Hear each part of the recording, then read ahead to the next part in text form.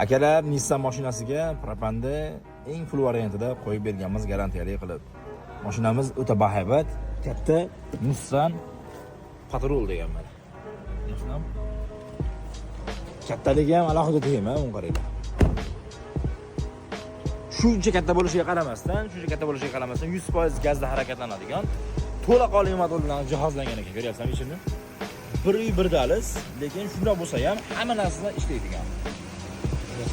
Va obrazli, ya'ni 6 silindrlik Dakota 2 ohmli sportivniy injektordan ikkita qo'yganmiz, treyler qo'yganmiz va mana Yevropa gazda 8 ga 6 blok upravleniyasini qo'yganmiz. Yopingda. Videoga alohida bir baho berib qo'yasizlar. Turishini ko'rasizlarmi? Katta mashina aytganimdek 100% gazda harakatlanadi.